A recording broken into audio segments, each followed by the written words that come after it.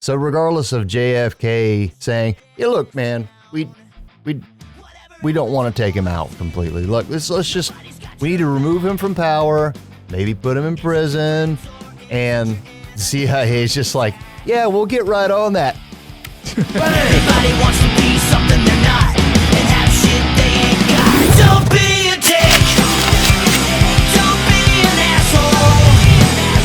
Just be nice. You don't have to be that guy. Show some respect. Just be a person. Love one another. So Back for another conspiracy track. Conspiracy snacks, brain snacks, conspiracy pack, unpacking JFK's assassination. So we have already covered what we think is probably the most plausible theory. Now we're going to move on to some of the other theories, which, just like everything in life, everything's just kind of interconnected, interwoven. A lot of the theories that have been posited over the years, there are some outlandish ones which we'll cover here shortly. But the next one we're going to cover is the Soviet Union and KGB investigation, which posited that the Corsican mafia hired French And Vietnamese assassins. JFK was killed by an assassin hired by French and Vietnamese agents. Sorry, I knew I fucked that up. And the name of the assassin, or at least one of the many that were involved, is Michael Mertz, also known as Michael Roux, also known as Jean-René Soutier. And yeah, that's close. Jean-Benet Ramsey. That is another conspiracy with Jean-Benet Ramsey, man. If you want to cover that one, I mean, that poor little girl. But these assassins were hired with the cooperation of the U.S. Mafia and the Corsican Mafia. The Corsican Mafia, they were pissed off. About that heroin. About that heroin, man. About that heroin. Why were they pissed off about that heroin? They're losing that money, man. Why are they losing that money? Well, why was there a disruption in the drug trade? That I don't know. Oh, dude, we just read this. I was doing a bunch of different things. The South Vietnamese, which the CIA and the United States government were already supplying and training the South Vietnamese army. But then the CIA decides, you know what, we need to take out this guy, Diem, which JFK supported a coup of Diem. But not the killing. And the killing happened. And I made this argument just before we started taping. Like, if you're the CIA, would you run the risk of having somebody that you want deposed of power? Would you leave them alive to potentially come back and reclaim power if they're loyalists to that leader? No. So regardless of JFK saying, "Yeah, look, man, we don't want to take him out completely. Look, we need to remove him from power, maybe put him in prison," and the CIA is just like, "Yeah, we'll get right on that." Bang! Problem solved, gone. But that was a huge problem for the heroin drug trade. And we all don't know this yet, because I don't think you guys have dived too deep into other conspiracy theories regarding the CIA, but I think I mentioned it. You don't know? I think I mentioned, well, I said I don't know if you know. But I brought it up when we were talking about the CIA earlier in regards to their covert black ops. So the CIA, I think in this instance, if this theory were to be taken as true, the CIA, even though they were known to work with the mafia, and has been posited that they were, the CIA and the mafia were both involved in taking out Kennedy in a previous theory. In this theory, it would suggest that the CIA pulled a fast one on the mafia, because they need that drug money to fund their black operations. Mm-hmm. And I'd like to point out, we didn't mention this earlier, and we freshened up on some of these theories before we started taping. But JFK after the Bay of Pigs fiasco, they no longer had autonomy. So they had to answer to the Joint Chiefs of Staff. So they could not just move independently with their covert operations anymore. Although they still managed to assassinate Diem. And I hope I'm saying that right. I'm not Vietnamese. It's like a carpe diem. Carpe diem. Seize the day. Assassinate the day. Seize the dead. Seize the day.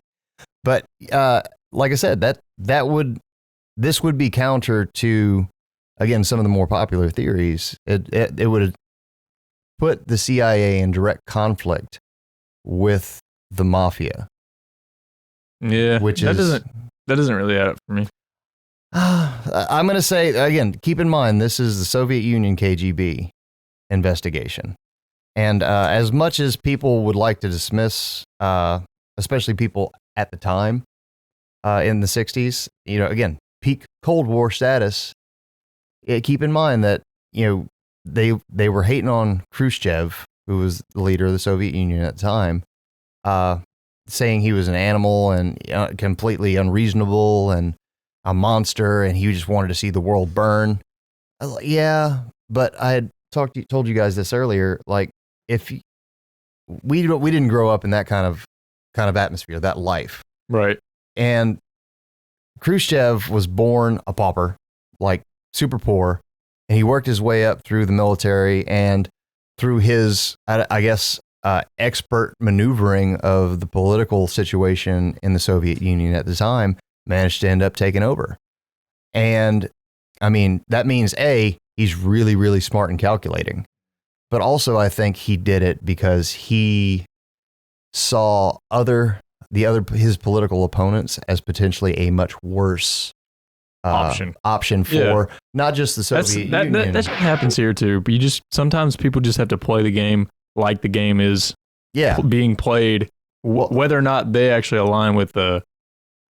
Yeah, the rules of the game. If you don't play by those rules, then you have no chance of winning. Exactly. So again, I'm not saying that Khrushchev was a good guy. I'm saying that maybe he wasn't the complete monster that he was portrayed to be. You think maybe as Americans painted him a little? I don't think it. Well, the American citizenry in our minds, it's the communist threat is real. There are a real and present danger to our way of life. Right. And I'm not saying that that's not necessarily true, but that was also just huge propaganda pieces from our news media outlets, which we've established were at least in part controlled by the CIA. Yeah. So again, I think this theory has we're probably way extreme. Yeah. You know what I mean? Yeah. It was like, again, while we should fear and be vigilant with, the communist threat back in the 60s, was it really that big of a major threat? With Cuba being as close to it as it is to the United States, yeah, but I think that's all just political posturing. Oh, yeah. Khrushchev could not appear weak to his political opponents, so he had to take swift action, especially whenever it was known that the United States had ballistic missiles, nuclear missiles, like a stone's throw away from Russia. So, yeah, I don't blame Khrushchev for going, you know what? I got you back. Let's go. You go ahead, hit us. We'll hit you right back into the world. Yeah. The whole mutually assured destruction, that was the whole of the Cold War. Right. So, I think that they did their best to find out what actually happened. And I'm just like the CIA, I think the KGB, they are not afraid of doing some questionable things in the name of getting the answers that they want or that they're going to force to get out of somebody. So, I mean, the CIA has been known to coerce confessions out of people. I'm sure the KGB did the same thing with some of this stuff. But their investigation did lead down a very similar path to, again, the previous theory of the CIA and mafia working together, where they hired hitmen that were more than likely came out of, I just had it, that Italian place, the French The three guys? Yeah. Where were they from? Yeah, the three guys, the Corsican, from the Corsican mafia, but Corsica. And yeah, so the Soviet Union traced these same potential assassins to the same place where it was rumored and purported that the CIA and mafia had got their assassins from. So you have two different theories. I didn't catch that. That are actually kind of merging. Yeah. And again, this is just posited that the CIA got their guys, their assassins from out of state, because the CIA couldn't find anybody stateside that would actually do the job. Yeah. Because that was, again, you're killing the most powerful man on the planet in the United States. Kind of hard to get away with something like that. Yeah, super tricky, super dangerous. Yeah. So, and again, I keep going back to just how good JFK was for the nation. Rather than dragging us into endless conflict after endless conflict, he did his best to get us out of Vietnam, despite, again, supporting the coup of the South Vietnamese, I guess, President Diem. Or was it the North Vietnamese? But yeah, this guy, Diem. Despite supporting that action, he was not going to commit to having any more troops there. Which, if you're the South Vietnamese and you feel like you're getting your ass handed to you by your northern brothers, that gives them means and motive to go after him. Right. Plus, you have the assassination of Diem. That's motive. So, I mean, there are legit reasons for this. And the French connection, the CIA there was an attempted assassination on the French prime minister at the time, too, perpetrated by the CIA. Now, that failed, but there's another angle. That could be a motive. That's a motive for the French and Vietnamese to join forces and be like, hey, let's go ahead and take this asshat out. I can see that. But again, I think I'm more interested in the fact that they trace back assassins to the Corsican mafia. Yeah. Because that's a parallel between two theories. Yes. So there might be some extraneous details that they squeezed. Yes. That don't really matter. Yes. And then same here, but that. And this is a very fun, again, the reason that we wanted to do conspiracy theory season is because it's a fun mental exercise. Connecting these dots, whether or not, there may be some evidence supporting it, but there's not enough evidence to go without a reasonable doubt. Yeah. But there's more evidence supporting most of these conspiracy theories than there was in, the Oswald lone gunman scenario. Right. To me, that was so much more far-fetched. Yes, absolutely. And if you were to swap the sides there, say that, the mafia, CIA theory was the one that was widely accepted, which that's ridiculous because of but if you were to flip and have the lone gunman theory on, I mean, it would just be thrown out. I think definitely at this point it'd be thrown out. With the mountains of possibilities. Yeah, well, otherwise with the Warren Commission's the lack of chain of evidence, the chain of custody for the evidence was completely mishandled. There's no way that if Oswald hadn't been, I'll go ahead and say assassinated, because that's kind of what it seems like happened. But if Oswald wasn't murdered before he got to trial, I don't know if he would have been found guilty based on the evidence. Now, based on public opinion, because I think that whenever he was killed, he was already guilty in the eyes of the media.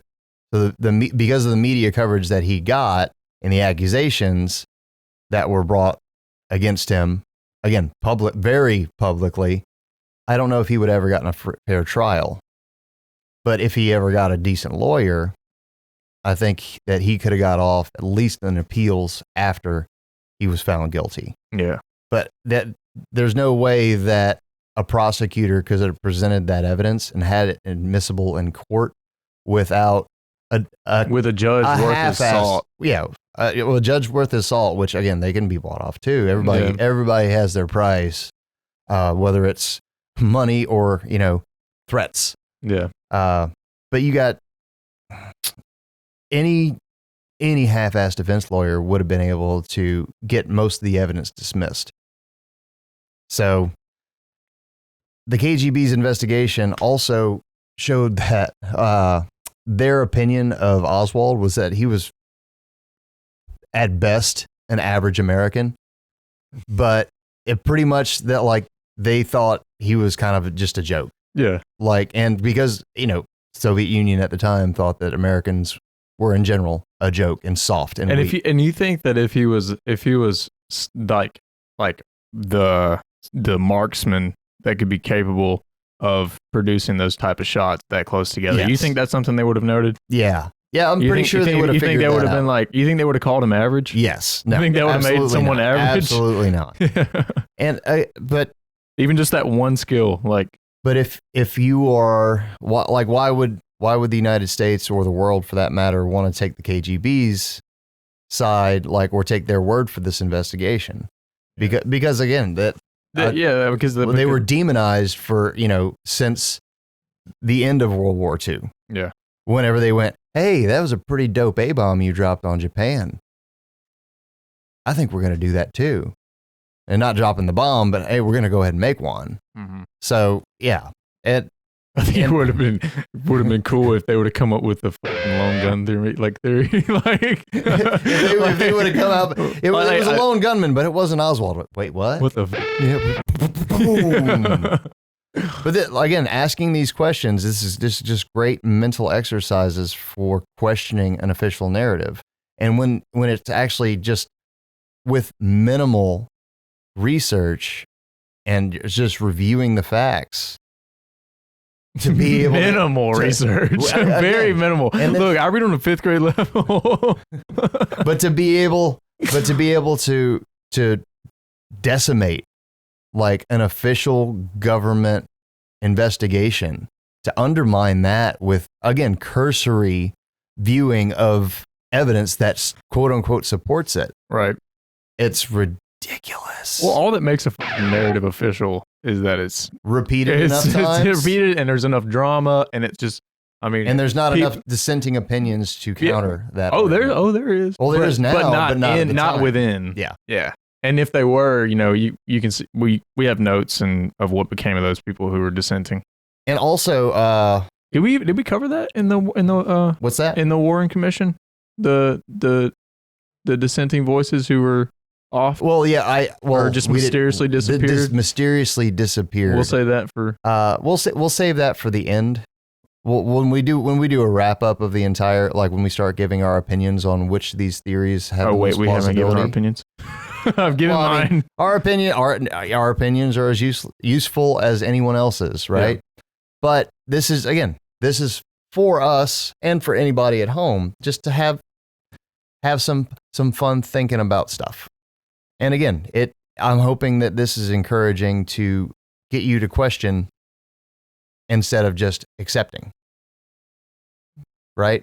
Because if we just keep accepting what we're told by the mainstream media or by the government investigations into anything, then they have complete control over how we perceive the world and how we ultimately perceive them. So they could continue, potentially, and I'm not saying they are or are not. I won't take sides on that. But the United States government, again, based on historical evidence, has perpetrated quite a few atrocities on its American people, on the American citizenry. So, again, it is a healthy exercise to question that authority and their official narrative, especially if taking a cursory look at it, you go, bullshit. Now, again, the Soviet Union going through a very similar investigation as some independent investigators in the United States. Maybe they really, the Soviet Union's primary reason for having this investigation was to make sure that they cleared their name. Because we're like, you want to go to World War III, if they would have pointed the finger at the Soviet Union and said that they MK Ultra'd, they had their own version of MK Ultra and they, manipulated Oswald into doing this. I mean, that they could have easily, the Warren Commission could have easily slid that in there. Yeah. But I think even the powers that be and the warmongers that may have been wanting to push for war in Vietnam and war in Cuba, I think even they saw that a war with the Soviet Union was like world ending or probably world ending. And it was like, maybe we don't poke at the bear. We don't poke the bear. So again, mad props to the Soviet Union and KGB for actually doing the hustle work, and whether or not they were accurate. Again, there's no way to definitively say that any of these theories are right, especially we're like 55, almost 56 years removed from the assassination. But at the same time, there's more evidence pointing to it not being what the Warren Commission found, which was Oswald, lone gunman nut that was hell bent on being famous. Just a concrete block of a theory. That was immovable. Yeah. So with that, I think that if there's anything else we want to talk about with the Soviet Union, I think it's case closed. I think that's the Soviet Union KGB investigation theory, which again, their theory is posited that JFK was killed by a professional assassin hired by French and Vietnamese agents. Now, again, those agents supposedly were hired with the aid of the U.S. Mafia, and they came from contacts within the Corsican Mafia. Again, a lot of things tie into other theories. There's definitely links there. So even though the Soviet KGB investigation may not be right, it came close to at least another theory. Yeah, that's kind of like I feel like when you have I don't know, like I mentioned earlier, I just want to reiterate, like you might have details that are just different language in there that came from, like I said, them trying to get something that they wanted. Yeah. And same thing like from us or from anybody. Yeah. So you just kind of have to lay all this shit on top of each other and just, that's the fun of it. Yeah. It's fun and sad and terrifying. It's not fun, but it's fun. Again, it's empowering actually. It's empowering, and we were talking about this last night when we were watching some other conspiracy stuff. It's so terrifying to think that the government would be capable of doing some of the stuff that they've been accused of in these conspiracy theories. It's terrifying, but if you don't laugh at it, then all you're going to do is pull your hair out, freaking out about it. Yeah. So it's like we are making light of some of these things. That is not to say that we are making light of the assassination of John F. Kennedy. That is, again, one of the most tragic things that's happened in American history and American psyche. Yes, we've been damaged. We collectively are still suffering from PTSD, whether we realize it or not. Yeah, and again. We may laugh, we may make dick jokes, but that doesn't mean that we don't take it seriously. Yeah. Yeah. Like I think that's probably the biggest damage is the psychological damage from really anything that we're going to talk about government related. Oh yeah, absolutely. It's like a psychic wall. Yeah. In people. Like especially if you're fed something like super early in life, it's just like a subconscious wall. Yeah. And that damage, it feels good when they break though. Yeah. Like that's the good part. It takes a lot of work to break down that wall. It takes a lot of effort. And again, this is why we're doing the conspiracy theory episodes. We will have links in all the descriptions. So if you guys want to dive in on your own and see some of the same stuff that we saw that maybe convinced us of some of these theories, just go to the description. There will be links there. Click away, watch away, and what is it BitChute or BitChute? Just danger. When you're on BitChute, just danger. It's dangerous. There's some good on there, but just use your head, because sometimes you'll see stuff and you can just read the description. Being open-minded is not the same as being gullible. What was that shit we read last night? It was like 5G. It was like everything you think of, like into one conspiracy theory. 5G, COVID. Oh my God, it was just like nonstop, like next level cuckoo conspiracies. Yeah. Maybe it's not that interconnected. Or maybe it is. Maybe there's some connections that you artificial connections. Some pathways that you shouldn't have gone down. So thank you for joining us for this exciting episode of the Soviet Union KGB investigation into the JFK assassination. We're going to shut it down and we'll be back with another episode with one or two more theories. Suck it. Don't be a dick. Don't be a dick. Did you subscribe?